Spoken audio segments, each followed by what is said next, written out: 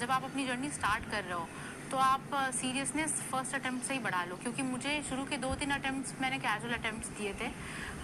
मैं बिना पढ़े, बिना अनप्रिपेयर्ड होकर के चली जाती थी। तो जो मुझे लेटर अटेम्प्ट्स में समझ में आया कि यूपीएससी एक डिमांडिंग एग्जामिनेशन है एंड आपको डेडिकेट करने होंगे मिनिमम 7 से 8 घंटे। तो वो मिस्टेक आप अवॉइड कर सकते, मैं खुद अवॉइड कर सकती थी अगर मैंने फर्स्ट अटेम्प्ट में ये सीरियसनेस दिखाई होती। और दूसरा, पीवाईक्यूज़ को नॉट वेरी सीरियसली लेना। पीवाईक्यू के नोट्स मैंने लेटर अटेम्प्ट में बनाए, जो मुझे पहले अटेम्प्ट में बना लेना चाहिए। उसके बाद फिर जब आप एक एग्ज़ाम की तैयारी करके निकल चुके होते हो तो आप दूसरे एग्ज़ाम की तैयारी जब करो तो वो पिछला एग्ज़ाम में आपने क्या परफॉर्म किया है, क्या परफॉर्म नहीं किया है, उसका बैगेज आप हटा दो। फॉर एग्जांपल, जब मैंने आईआईटी की तैयारी की थी तो ऑब्जेक्टिव पेपर वहाँ भी होता था, तो मुझे लगा कि प्रीलिम्स का भी ऑब्जेक्टिव पेपर होता है तो मैनेज हो जाएगा।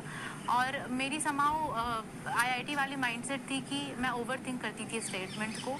कोई भी स्टेटमेंट दिया हुआ है, फॉर एग्जांपल इमरजेंसी पे एक क्वेश्चन है और एक जनरल स्टेटमेंट दिया हुआ है, तो मैं उसमें भी कॉर्नर सॉल्यूशंस निकालती थी because of my IIT background. और आईआईटी प्रिपरेशन के टाइम पे समाउ जिस तरह की कंडीशनिंग मेरी थी, तो ओवर थिंकिंग वाली जो टेंडेंसी थी उस वजह से भी मेरे कुछ अटेम्प्ट्स वेस्ट हुए हैं। तो मैं ये बोलूँगी कि जब आप एक एग्ज़ाम की तैयारी करके निकल चुके हो तो आप उस एग्ज़ाम को भूल जाओ। उस एग्ज़ाम में आपका क्या अप्रोच था, आपने क्या से किया उस एग्ज़ाम को क्रैक, दैट इज़ इंडिपेंडेंट। और आप नेक्स्ट एग्ज़ाम की तैयारी करो तो उस एग्ज़ाम के माइंडसेट से आप उसमें घुसो।